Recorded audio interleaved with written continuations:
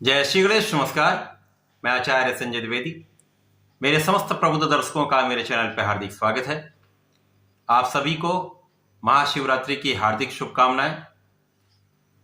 आज मैं नवग्रहों में दैत्य गुरु शुक्राचार्य, जो अत्यंत सौम्य ग्रह हैं, शुभ प्रभाव देने वाले ग्रह हैं, शुक्राचार्य के राशि परिवर्तन प्रभाव को लेकर आपके सम्मुख उपस्थित हूं। 7 मार्च को शुक्राचार्य अपनी राशि का परिवर्तन करके अपने परम मित्र शनिदेव की मूल त्रिकोण राशि कुंभ राशि में प्रवेश कर चुके हैं।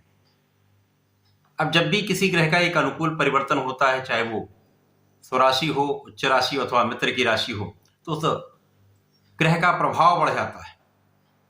अब चूंकि शुक्राचार्य एक अत्यंत शुभ ग्रह है, जीवन के समस्त सुखों की प्राप्ति कराते हैं, इस संपूर्ण जगत में ऐश्वर्य वैभव के कारक शुक्राचार्य हैं।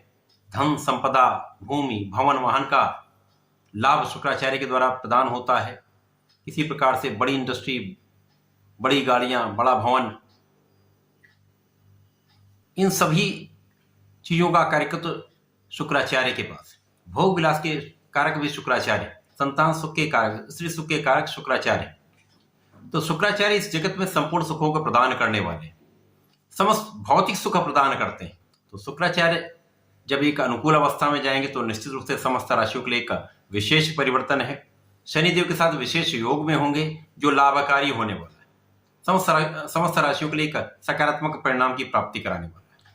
आज मैं तुला राशि के लिए शुक्राचार्य के इस राशि परिवर्तन का क्या प्रभाव मिलने वाला है, कौन सा भाव प्रबल होने वाला है, कहां पर लाभ ले सकते हैं, कहां पर समस्या आ सकती है, उसका क्या निराकरण है, संपूर्ण विश्लेषण मैं पूर्ण तर्क के साथ करने जा रहा हूं। प्रिय दर्शकों, ये राशिफल आपके चंद्र राशि पर आधारित है, अर्थात आपकी जन्म कुंडली में यदि 7 नंबर में चंद्रमा है तो आपकी तुला राशि। तुला राशि शुक्राचार्य की ही राशि है, जिसके कारण ये अत्यंत महत्वपूर्ण हो जाता है, क्योंकि शुक्राचार्य का ही परिवर्तन है, मित्र की राशि में है, जो अत्यंत विशेष योग बना रहा है। तुला राशि के लिए शुक्राचार्य लग्न तथा अष्टम भाव के स्वामी है। अब इनका गोचर आपके पंचम भाव में प्रारंभ होने जा रहा है। पंचम भाव जो एक त्रिकोण का भाव है, केंद्र के पश्चात अत्यंत लाभ देने वाला भाव है। यहाँ पर शनिदेव अपनी ही राशि में अत्यंत प्रबल अवस्था में शश नामक राजयोग में है, तथा 17 मार्च के पश्चात ये पूर्ण रूप से उदय भी हो जाएंगे तो अपना संपूर्ण प्रभाव दे पाएंगे। तो जब दो मित्रों का सहयोग बनेगा, निश्चित रूप से इस भाव के प्रभाव में कई गुना वृद्धि होने वाली। तो इनका प्रभाव जहां जहां पड़ेगा उन कारक भाव में निश्चित रूप से प्रबलता आने वाली। अब ये एक अच्छे भाव में भी है, लाभदायक स्थिति में भी है, अतिमित्र के भाव में भी है, तो ये अत्यंत सकारात्मक परिवर्तन है। यहां पर आपके लग्न को प्रबलता प्राप्त होगी। लग्न की स्थिति जब बहुत अच्छी होती है तो आपके बहुत सारी छोटी छोटी समस्याएं वो दूर हो जाती है। साथ ही साथ यहाँ पर आपका आत्मबल बहुत अच्छा होता है, आपके अंदर क्षमता बढ़ जाती है, सामर्थ्य बहुत अच्छा होता है, तो कोई भी कार्य करने में कहीं कोई समस्या नहीं आती।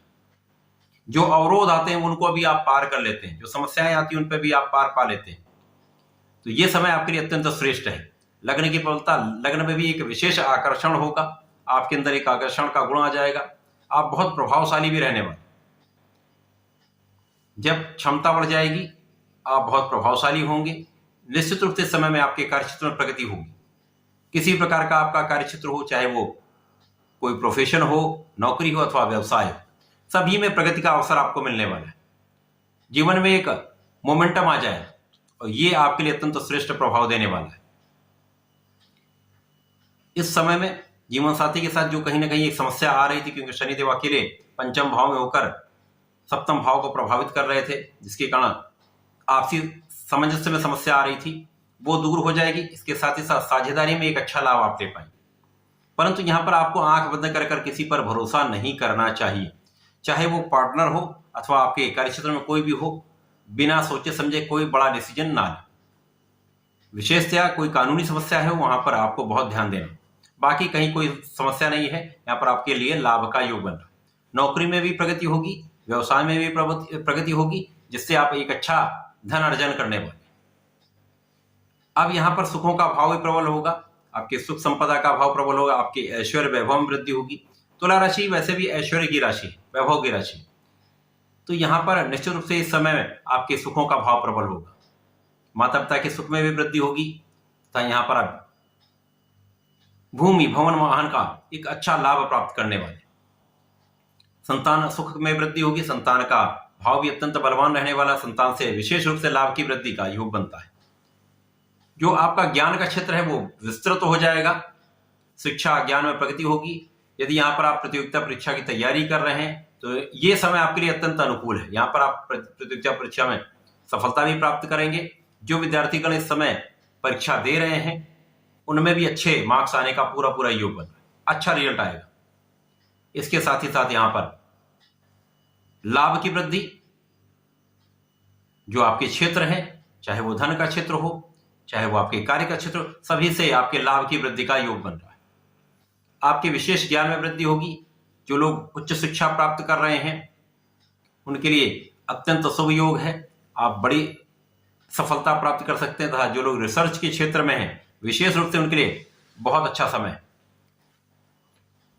जो लोग खोज करता है, सीबीआई में है, इन्वेस्टिगेशन डिपार्टमेंट में, उनके लिए अत्यंत श्रेष्ठ समय, उनका ये समय श्रेष्ठ लाभ देने वाला भी, नौकरी में बहुत उन्नति कराने वाला भी, आपका नाम भी कराने वाला है। स्वास्थ्य समस्याएं कम से कम होंगी, आपकी संपूर्ण सुरक्षा होगी। तो ये शुक्राचार्य का राशि परिवर्तन तुला राशि के जातकों के लिए अत्यंत विशेष है, विशेष रूप से अच्छे परिणाम की प्राप्ति कराने वाला है। इसको आप निरंतर बनाए रखने के लिए आपको नियमित रूप से भगवान भोलेनाथ पर जलार्चन करना चाहिए तथा प्रत्येक शुक्रवार को पंचामृत से भगवान शिव का अभिषेक करना चाहिए। तो ये निरंतरता बनी रहेगी, जीवन में प्रगति भी होगी, समस्त सुख आप अर्जन करेंगे, असफलता दूर होगी, सफलता की प्राप्ति अवश्य होगी। तो ऐसा करके समय का लाभ लें। धन्यवाद, नमस्कार।